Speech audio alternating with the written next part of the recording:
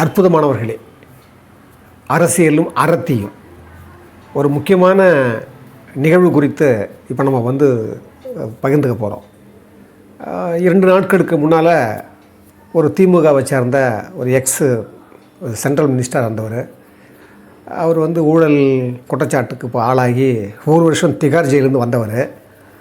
அவர் ஏடாகூடமாக எப்போ பேசினாலும் அவர் வாய் திறந்தாலே ஒரு விஷம்தான் கக்கிறார். இந்துக்களை பற்றி ஒரு மோசமாக விமர்சனம் பண்ணார். போன சட்டசபை எலெக்ஷனில் பழைய முதலமைச்சரை பற்றி அவருடைய பிறப்பை பற்றி பேசி ரொம்ப வாங்கி கட்டிக்கிட்டார். இப்போ ஒரு இமயமலை மாதிரி இந்த உலகத்தில் தமிழர்கள் மத்தியிலையும் ஏழைகள் மத்தியிலையும் எளியவர்கள் மத்தியிலையும் திரு எம்ஜிஆர் அவர்களுடைய புகழை குறைக்கிற மாதிரி அவர் ஒரு லூசுன்னு ஒரு வார்த்தை சொல்லிட்டார். பொதுவாக என்ன சொல்லுவாங்கன்னா, நான் அடிக்கடி சொல்லுவேன், ஐயா வள்ளுவர் ஐயாவே சொல்லுவார், ஒரு அற்புதமான இந்த பேச்சுக்கு ஒரு 4 அதிகாரம் வைக்கிறார். அவர் ரொம்ப அற்புதமான அதிகாரங்கள் எல்லாமே. இதெல்லாம் முதல்ல போய் திரு ராசா அவர்களை முதல்ல படிக்கணும். ஏன் அரசியல் இருக்கிறவங்களே முதல்ல திருக்குறளை மொத்தம் முழுசாக வாசிக்கணும். அதில் பயனில்லை சொல்லாமேன்னு ஒரு 20வது அதிகாரம், 10வது அதிகாரம் இனியவை கூறலை. அதுக்கப்புறம் நீங்கள் 65வது அதிகாரம் சொல்வன்மைன்னு ஒரு அதிகாரம் வைப்பார். சொல்வன்மைன்னு, வாய்மைன்னு ஒரு அதிகாரம். இதெல்லாம் அவங்க படிக்கணும். அதில் அற்புதமாக சொல்லுவார் ஐயா. அதை விட குடிமையில் சொல்லுவார். குடிமையில் 96வது அதிகாரம் அதை சொல்லுவார். நிலத்தில் கிடந்தமை கால் காட்டும் காட்டும் குலத்தில் பிறந்தார் வாய்ச்சொல் அப்படின்வார். ரொம்ப அற்புதமான குறள். ஒரு மனிதனை தெரிஞ்சுக்கணுன்னா அவன் பேசும்போதே நீ புரிஞ்சிக்கலாம். அவன் பேசுறதை வச்சே அவன் எப்படிப்பட்டவன் தெரிஞ்சுக்கலான்றது தான் அது அர்த்தம். இங்கே பாருங்கள், நுணலும் தன் வாயால் கெடும் அப்படின்வாங்க. நுணல்னா தவளை, மண்டூகம். இந்த தவளை என்ன பண்ணோம், பாம்புக்கிட்ட நான் இங்கே இருக்கேன் இங்கே இருக்கிறேன்னு அறிவிச்சுக்கிட்டு மாற்ற மாதிரி அடிக்கடி மாற்றாரு திரு ராசா அவர்கள். அவரை பற்றி திரும்ப நான் பேசணும்னு நினச்சேன். ஆனால் அவரை பற்றி நான் பேசணும் அவசியம் இல்லை. ஏன்னா அதை விட மாண்புமிகு திரு மனிதராக இருக்கிற இன்றைக்கும் விளங்கிட்டு இருக்கிற திரு எம்ஜிஆர் அவர்களை நம்ம யாருன்னு தெரிஞ்சால் தான் இவருக்கெல்லாம் அது புரியும். உதாரணத்துக்கு அவருடைய வாழ்வியலில் அவருடைய அரசியலில் கூட பாருங்கள், திரு கலைஞரை அவர் என்றைக்குமே கருணாநிதினு சொல்ல விட மாட்டாராம். அவர் பாருங்கள், இப்போ சமீபத்தில் 17ஆம் தேதி அவருடைய பிறந்தநாள் வந்தது. திரு ஜி விஸ்வநாதன் இன்னும் இருக்கிறார். அவர் தான் வேந்தர் பல்கலைக்கழகத்தினுடைய வேந்தர். அவர் ஒரு கட்டுரை எழுதியிருந்தார் தினமணியில், ஒரு அற்புதமான கட்டுரை. அப்படி அதை வாசிக்கிற போது நான் அப்படியே அழுதுட்டேன். என்னென்னா, அவருடைய வாசித்த அந்த நிகழ்வு கூட என்னை அழ வைக்கல. எவ்வளோ நன்றி உணர்ச்சி அந்த வேந்தர் பல்கலைக்கழகத்தினுடைய விஸ்வநாதன் ஐயா அவருக்கு அப்படின்னு சொல்லிட்டு நான் அப்படியே அழுதுட்டேன். அந்த கட்டுரை என்னால் படிக்க முடியல. அதை நான் பதிவு பண்ண நினச்சேன். அதுக்கு இது ஒரு வாய்ப்பாக அமையுது. அவர் பாருங்கள் சொல்கிறாரு, அவர் சட்டமன்ற உறுப்பினராக இருக்கிற போது அவருடைய ஊர் வேலூர். அந்த வேலூருக்கு போகிறதுக்காக அவர் இப்போ கிளம்பும்போது அவருடைய கார் மக்கராயிடுது. அதனால் அவர் என்ன பண்ணுறாரு, இரவு நேரத்தில் பஸ்ஸில் பயணிக்கிறாரு. போகிற போது தூங்கிடுறாரு. தூங்கிட்ட உடனே கொஞ்ச நேரத்துக்கெல்லாம் காவேரி பக்கம் அருகில் அந்த பஸ் விபத்துக்கு உள்ளாகி கவிழ்ந்துடுது. கவிழ்ந்துக்கு உடனே அதில் நல்ல வேளை ஏரியில் தண்ணி இல்லை. அதனால் சில பேர் சின்ன சின்ன காயத்தோடு தப்பிச்சிடுறாங்க. அப்போ இவர் என்ன பண்ணுறாரு, இரவு நேரத்தில் போய் அப்படியே வேறு ஏதோ பிடிச்சி வேலூர் போயிடுறாரு.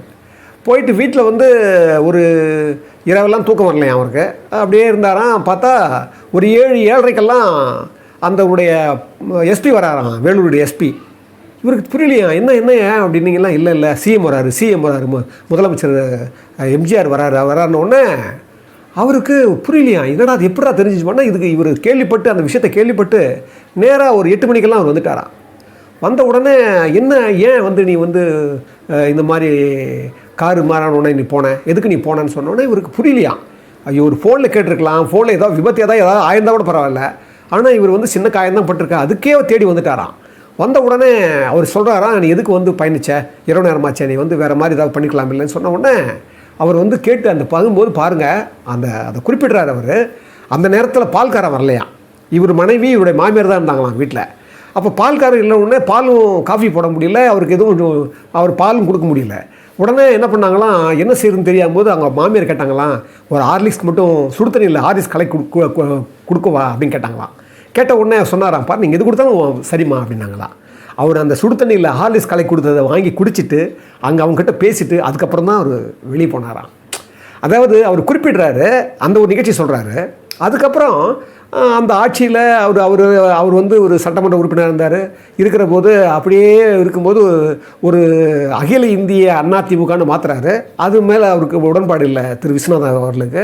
அது மட்டும் இல்லை, கையில் எல்லாரும் பச்சை குத்திக்கணும்னு 1980களில் அது சொல்கிறார் அவர்.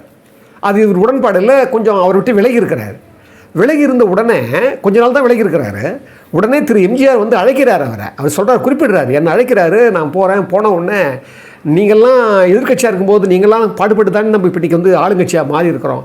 இப்போ நீங்கள் விட்டுட்டு என்னை மட்டும் விட்டு போகிறீங்க, வாங்கன்னு சொல்லி என்ன பண்ணாராம், மறுபடியும் அவர் சேர்த்துக்கிட்டாராம். சேர்த்துட்டு அது குறிப்பிட்றாரு. சேர்த்தது மட்டும் இல்லை, என்னை தவிர்க்காமல் முன்னை விட அதிகமாக அன்பு காட்டி நட்பு பாராட்டி அவர் வந்து என்னுடைய அந்த செயலுக்கு வந்து என்னை அசிங்கப்படுத்தினார். ஏன்னா என்னை வந்து அவர் கொஞ்சம் கூட வந்து அது நெக்குறுகிறாரு அப்படியே அதை அவர் எழுதும்போது. அப்போ அவர் சொல்கிறாரு, அவரை மாதிரி ஒரு தலைவர், அவரை மாதிரி ஒரு மனிதநேயம் மிக்கவர், அவரை மாதிரி ஒரு அன்பாளர், அவரை மாதிரி எல்லாம் புள்ளி விவரமாக வச்சுருப்பாராம். அவர் தெரியாதே இல்லை, ஆனால் தெரியாத மாதிரி தான் இருப்பார், ஆனால் எல்லாத்தையும் புள்ளி விவரத்தோடு தான் தெரிஞ்சுக்குவாருன்னு அவர் அற்புதமாக குறிப்பிடுறாரு. இதெல்லாம் படிக்கணும் திரு ராசா அவர்கள். சமீபத்தில் திரு ஏசி சண்முகம் ஐயா அவர்கள் அதே மாதிரி தான். அவரும் வந்து உங்களுக்கு தெரியும் ஏசி சண்முகம். அவர் பாருங்கள், அவர் குறிப்பிட்ட ஒரு வார இதழில் ஒரு 3 தொடர் 4 தொடர் எழுதினார். அதில் அவர் குறிப்பிடுறாரு, 1980களில் அவருக்கு திருமணம் நடக்குது. திருமணம் நடந்த உடனே அன்றைக்கே வந்து இங்கே வந்து கட்சி மீட்டிங் வருது. கட்சி மீட்டிங் வந்துட்டாராம் அவர். ஒரு தடவை என்ன பண்ணுறாரு, பொதுக்குழுவில் இருக்கிற போது பொதுக்குழுவில் இவர் பேசும்போது என்ன பண்ணிட்டாராம், திரு ஏசி சண்முகம் அவர்கள் எம்ஜிஆர் இவங்கெல்லாம் வச்சுக்கிட்டு இருக்கும்போது என்ன செஞ்சிட்டாராம், இதய தெய்வம் திரு எம்ஜிஆர் அவர்கள் சொன்ன உடனே எம்ஜிஆர் கோவம் வந்துருச்சான். என்ன காரணம்னா, அந்த காலத்துக்கு கொஞ்ச காலத்துக்கு முன்னால் தான் என்ன பண்ணியிருக்காங்க, திரு எஸ்டி சோமசுந்தரம் ஒருத்தர் இருந்தார். அவர் அந்த மூத்த அமைச்சர், எம்ஜிஆர் விட கொஞ்சம் சீனியர் அவங்க. அவர் தஞ்சாவூரில் ஏதோ பேட்டி கொடுக்கும்போது, நிருபர்கள் பேட்டி கொடுக்கும்போது, இதய தெய்வமாக அண்ணா மட்டும்தான் போற்றக்குரிய நான் ஏற்றுக்குவேன் அப்படின்னு அவர் சொல்லியிருந்தாராம். அதனால் இவர் பொதுக்குழுவில் பேசுகிறதுக்கு முன்னால் திரு ஜேபிஆர் அவர்கள் பேசியிருக்கிறாரு.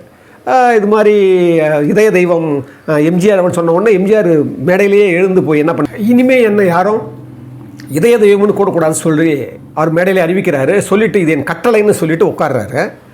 அவர் உட்கார்ந்த பிறகு அந்த பொதுக்குழுவில் மோகன் அரங்கன்னு ஒருத்தர், அவரும் இருந்த பெரிய அவரும் வந்து என்ன பண்ணியிருக்காரு, இவர் சொல்லி முடித்த உடனே அவர் இதய தெய்வம்னு சொல்லாமல் தமிழக முதல்வர் புரட்சித் தலைவர்னு சொல்லியிருக்கிறாரு. அதுக்கப்புறம் ஏசி சண்முகம் ஐயா அவர் கூப்பிட்றாங்க பொழுது. அவர் கூடும்போது அவர் என்ன பண்ணியிருக்காரு, மாமூலாக சொல்கிற மாதிரி இதய தெய்வம் அப்படின்னு சொல்லி சொன்ன உடனே எம்ஜிஆர் கோவப்பட்டிருக்கிறாரு. கோவப்பட்ட உடனே சலசலப்பு வந்திருக்குது. திரு முத்துசாமி இப்போ இருக்கிறாரு திமுகவில் அமைச்சர், அவரும் இன்னொருத்தரும் சேர்ந்து என்ன பண்ணிக்கிறாங்க, திருப்பூர் மணிமாறன் நினைக்கிறேன், அவங்க 2 பேரும் சேர்ந்து என்ன பண்ணுறாங்க, இவரை வந்து நீங்கள் தவிர்க்கிறாங்க. அப்படி உட்காருன்னு சொல்கிறாங்க, உட்கார மாட்டேன்றாரு. அப்போ சொல்கிறாராம், அதாவது எங்களெல்லாம் ஆளாக்கி இந்த நிலைக்கு உயர்த்தி எங்களை வந்து அழகு பார்த்து எங்களுக்கு பதவி கொடுத்து பண்ணுறது எங்கள் தெய்வமாக இருக்கிற நீங்கள், என்றைக்காவது சாமி வந்து தன் பக்தனை இப்படித்தான் கூப்பிட சொல்லியிருக்குதா, அதுக்கு நீங்கள் கட்டுப்பாடு கொடுக்கக்கூடாது, நாங்கள் அப்படித்தான் உங்களை அழைப்போன்னு சொல்லி இவர் சொல்ல பேச இதய தெய்வம்னு சொல்லி பேசும்போது திரு எம்ஜிஆர் அவர்கள் அந்த சபையை விட்டு போயிட்டாராம். சபையை விட்டு போயிட்டாராம்.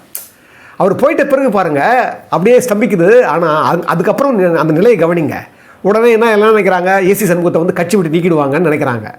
ஆனால் சாயங்காலமே ஃபோன் வருதான் திரு எம்ஜிஆர் அவரிடமிருந்து. அப்போ அவர் சொல்கிறாராம், நாளைக்கு நீ அமைச்சர் அப்படின்னாராம். ஃபோன்லேயே சொல்லிட்டு வச்சுட்டாராம் ஃபோனை. ஆனால் அதுக்கப்புறம் இவர் அமைச்சர் பதவி வேணாம், எனக்கு வேறு பதவி கொடுங்கன்னு சொல்லி, கட்சி பதவி கொடுங்கன்னு சொல்லி எல்லாம் கேட்டு அது போயிருக்காங்க. வேறு விஷயம். பாருங்கள், இந்த 3 நிகழ்ச்சிகளில் உங்களுக்கு என்ன தெரியுது? அவரா தூசு?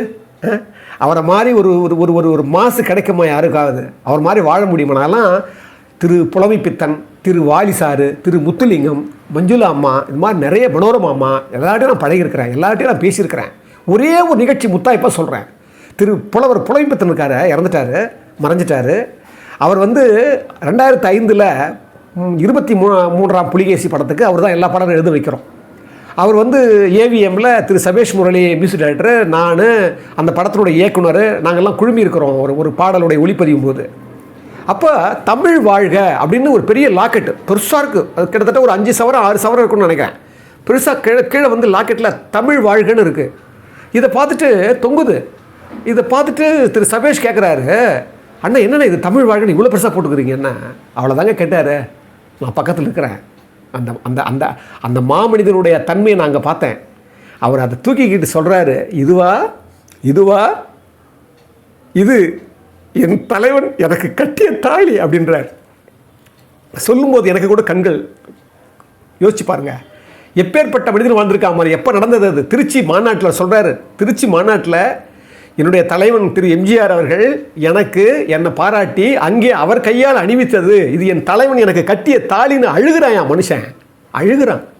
திரு எம்ஜிஆரை பற்றியே நான் கிட்டத்தட்ட அவருடைய வரலாறை பற்றி ஒரு 200 எபிசோட் நான் சொல்லணும்னு வச்சுருக்கேன். அவ்வளோ விஷயம் கிட்ட இருக்குது.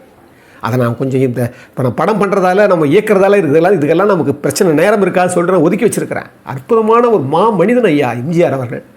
அவரை நீங்கள் சொல்லுவாங்க எங்கள் ஊரில் பழமொழி, மலையை பார்த்து ஏதோ குறைக்குதுன்னு சொல்லி. மலையை பார்த்து ஏதோ குறைக்குதுன்னு சொல்லுவாங்க. அது மாதிரி இங்கே குறைச்சிட்டு இருக்கிறீங்க. குறைங்க, யாருக்கு கேடு? ஆனால் நான் சொல்கிறேன், ஞாபகம் வச்சுங்க, பைபிள் ஒரு வாசகம் வரும், உன் வாய்க்குள் போவது உன்னை தீட்டுப்படுத்தாது, உன் வாய்க்குள் வெளி வருவது தான் உன்னை தீட்டுப்படுத்தும் அப்படின்னுவாங்க. அதே போலவே இவர் எப்போ பார்த்தாலும் தன்னை காட்டிக்கிறாங்க. அது என்னன்னு தெரியல. இப்போ சமீப காலமாக ஒருத்தர் பெரிய எம்பி, அவர் செந்தில்குமார்னு நினைக்கிறேன் அவர் பேர், அவர் பார்லிமெண்ட்லேயே சொல்கிறாரு, கோமுத்திர மாநிலங்களில் மட்டும்தான் பிஜேபி ஜெயிக்க முடியும் அப்படின்னு சொல்கிறாரு. அது எவ்வளோ பெரிய வார்த்தை! எப்படி பிரித்தாலும் அந்த ஒரு எண்ணம் வரலாமா உங்களுக்கு? ஒரு விருப்புணர்ச்சி வரலாமா? ஏன் 1977 இந்திரா காந்தி அம்மாவே அந்த பக்கம் தோக்குறாங்க, தமிழ்நாடு முழுக்க ஜெயிக்கிறாங்க, தெற்கு மாநிலங்கள்லாம் நிறைய ஜெயிக்கிறாங்க. அப்போ அது மாதிரி எண்ணம் யாருக்கா வந்ததா? ஏன் இப்படி சொல்கிறீங்க? இன்னொரு எம்பி, நம்ம திமுக எம்பி, அவர் பேர் தயாநிதி மாறன் நினைக்கிறேன், அவர் சொல்கிறாரு, வேலையற்ற நாவிதான் பூனையை பிடிச்சி சரைச்சானா அப்படின்னு ஒரு பேசுகிறார், பொது வெளியில் பேசுகிறார். இதெல்லாம் பேசக்கூடிய ஒரு வேலையாது சொல்லலாமா அதை? உங்களுக்கு அப்போ என்ன நீங்கள் யோசிக்கிறீங்க? ஒருத்தர் பெரிய வாரிசாக இருக்கிறவர், அவர் பாருங்கள், அவர் பெரிய பதவி, அவர் சொல்லலாமா? அவர் சொல்கிறாரு சனாதனம் ஒழிகன்றாரு. ஒரு வைரஸை விட கொரோனாவை விட அது மோசமானதுன்னு சொல்கிறாரு. அது மட்டும் இல்லை, அதுக்கப்புறம் ஒப்பம் விட்டு காசான்றாரு. பொதுவெளியில் இப்படிலாம் பேசுகிறாங்க. என்ன பிரச்சனை இவங்களுக்கு அப்படின்னா, உள்ளத்திலே ஒளி உண்டாயின் வாக்கினிலே ஒளி உண்டாகும்ன்றார் மகாகவி. உள்ளத்தில் ஒளி இல்லை, இருள் மண்டி கிடக்குது, என்ன பண்ண முடியும்? நீங்கள் அப்படி தான் பேசுவீங்க. என்ன யாரை நினச்சி பேசுகிறோம், எதை நினச்சி பேசுகிறோம்? சொல்வன்மையில் அழகாக சொல்லுவார் ஐயா, அற்புதமான ஒரு குறள், ஆக்கமும் கேடும் அதனால் வருதலால் காத்தோம்பல் சொல்லின் கண் சோர்வு அப்படின்னுவார். என்ன அர்த்தம்? ஆக்கமும் கேடும் அதனால் தான் வருது. 32 பற்களை நடுவில் வச்சுருக்கான், நாக்க எலும்பு இல்லாத நாக்கை வச்சுருக்கிறான். ஏன்னா அது மற்றவங்க எலும்பு மட்டும் இல்லை, அந்த உடம்போட எலும்பையே நம்ம வாங்கிக்கும். இதெல்லாம் நம்ம புரிஞ்சுக்கணும். ரெண்டாவது இன்னொரு முக்கியமான விஷயம் என்னென்னா, ஒரு முக்கியமானவர், ஒரு நல்ல நீதிபதி, அவர் கூட வாய் தவறி சில விஷயங்களை விட்டுறாரு. இப்போ நேற்று பார்த்தீங்கன்னா தமிழ்நாடுடைய ஹைகோர்ட்டில் ஒரு மினிஸ்டர் 6 மாதமாக இருக்கிறாரு, மாதம் 1,05,000 ரூபா சம்பளம் வாங்கிட்டு இருக்கிறாரு. அவர் நீங்கள் இலாக்கா இல்லாத மந்திரியாக வச்சுக்கிறீங்க, குற்றச்சாட்டு 6 மாதமாக இருக்கிறாரு. இதனால் நீங்கள் மக்களுக்கு என்ன சொல்ல வரீங்கன்னு அவர் கேட்குறாரு. யார்? நீதிபதி கேட்குறாரு. ஆனால் அதுக்கு என்ன இது வரைக்கும் பதில் கிடையாது, சொல்ல மாட்டாங்க. இதெல்லாம் எவ்வளவோ பிரச்சனைகள் இருக்குது. இதெல்லாம் நீங்கள் யோசிக்காமல் எப்போவோ, அதுவும் எப்படிப்பட்ட ஆட்கள் நீங்கள் சொல்கிறீங்க, சொல்லலாமா நீங்கள் அந்த வார்த்தையை? திரு எம்ஜிஆர் அவர்கள் நன்றி உணர்ச்சி இலக்கணமானவர். அவர் ஆட்சியில் இருக்கிற போது கருணாநிதியும் அவரும் கூட சந்திச்சுக்கிறாங்க ஒரு கல்யாண விழாவில். அதெல்லாம் நான் அந்த வீடியோலாம் பாருங்கள், கொஞ்சம் பாருங்கள். அவங்களை விமர்சிக்கிற போது கூட அந்த நாகரிகமாக தான் விமர்சனம் பண்ணுவாங்க. அப்படிப்பட்ட திரு எம்ஜிஆர் அவளை பார்த்து நீங்கள் லூசுன்னு சொல்கிறிய, உனக்கு என்ன ஒரு அகங்காரம் இருக்கும்? அழிவு காலம் இல்லையா உனக்கு? அதுவும் நீ பேசலாமா? நீ எப்படிப்பட்ட ஆள்? 1 வருஷம் திகார் ஜெயிலில் உள்ளேருந்து வந்திருக்கிற. அது மட்டுமா? கல்லாமை படிப்போய் கல்லாமில் சொல்லுவார் ஐயா, உள்ளத்தால் உள்ளலும் தீதே பிறன் பொருளை கள்ளத்தால் கல்வியே விடல்ன்றார். உள்ளத்தால் கூட ஒருத்தனுடைய பொருளை நம்ம அபரிக்க நினைக்கக்கூடாதான். இங்கே எவ்வளோ பெரிய திருட்டு பண்ணிட்டு வந்துக்கிறீங்க, நீங்கள் பேசலாமா பொதுவெளியில்? நீங்கள் வார்த்தை தவறுனா என்ன நடக்குன்றத சிலப்பதிகாரம் சொல்லுது. என்ன சொன்னார்? கொண்டு வான்றது பதிலாக கொன்றுவான்னு சொன்னார், மாட்டிக்கிட்டார். ராமாயணத்தில் நித்தித தத்துவம்னு கேட்கணுமா, அதை நித்திரை தத்துவம்னு கேட்டான் அவன் கும்பகர்ணன். மாறிப்போச்சு வாழ்க்கை பூரா, அவன் தூக்கத்திலே முடிஞ்சு போச்சு அவன் கதை. வாக்கு வாய்மையில் சொல்லுவார் ஐயா, வாய்மை எனப்படுவது யாதெனின் யாதொன்றும் தீமை இல்லாத சொல்லல் அப்படின்றாரு. தீமை இல்லாத, ஒரு தீமை கொடுக்கக்கூடாது, பிறக்கம் கொடுக்கக்கூடாது, நமக்கும் தீமை வரக்கூடாது. அப்படிப்பட்டது தான் ஒரு உண்மையான வாய்மைன்றார். இதெல்லாமே படிங்கய்யா, போய் திருக்குறளை படிச்சுவாங்க எல்லாரும் போய். என்னையா இது? திரு எம்ஜிஆர் அவர்கள் எப்படிப்பட்டவர்னு நான் சொல்லணும்னு அவசியம் இல்லை. பாருங்கள், இன்னும் கூட தினந்தினமும் புதிய செய்தி வந்துகிட்டே இருக்குது. அப்படி ஒரு மகா புருஷை இருந்தாலும், ஒரு யுக புருஷை இருந்தாலும் அவரை பற்றி நீங்கள் சொல்கிறீங்க. இவர் சொல்லுவார் சிலப்பதிகாரத்தில், கோவலனை மரணதண்டனை கொடுத்துட்றாரு. அது சொல்கிறாரு, கல்வனுக்கு என்ன தண்டனை தெரியுமா? அந்த காலத்தில் மரணம் தான் தண்டனை. கல்வனுக்கு கல்வனை கோரல் கடுங்கோல் அன்று அப்படின்னு சிலப்பதிகாரத்தில் எழுதப்படுது. கல்வனை கோரல் அப்படின்னா, ஒரு கல்வனாக இருக்கிற கோவலனுக்கு நான் மரண தண்டனை கொடுத்தது என் அரசாட்சிக்கு இழுக்கானது கிடையாது அப்படின்றார். அப்போ என்ன அர்த்தம்? கல்வனுக்கு அங்கே மரண தண்டனை இருந்திருக்கு அந்த காலத்தில். அப்படிப்பட்ட மரண தண்டனைக்கு உரிய நீங்கள் இன்னும் முடியல அந்த கேஸு. இன்னும் எவ்வளோ 1 வருஷம் நீங்கள் போய் உள்ளே வந்தீங்கல்ல, நீங்கள் பேசலாமா? எவ்வளோ அடக்கம் இருக்கணும், எவ்வளோ அனுபவத்தை நீங்கள் பற்றி வந்திருக்கிறீங்க. நீங்கள் அடக்க வேணாமா? உங்களுக்கு அடக்கம் அமரருள் உய்க்கும், அடங்காமை ஆறிருள் உய்த்து விடும். ஞாபகம் வச்சுக்கோங்க. உங்களை சுற்றி இருக்கிற உங்களுடைய வினைகளெல்லாம் உங்களை சேர்ந்து உங்களை பழி வாங்கிடும். தயவு கூர்ந்து இனிமேல் இது மாதிரி நடத்தாதீங்க. பின்வரும் தலைமுறை சந்ததிகளுக்கு நல்ல அரசியலை காட்டலாம் பரவாயில்ல, மோசமான அரசியலை காட்டுறான்னு சொல்லி இந்த அரசியலும் அறத்தியும்ல இதை நான் உங்கள்கிட்ட பகிர்ந்துக்கிறேன்.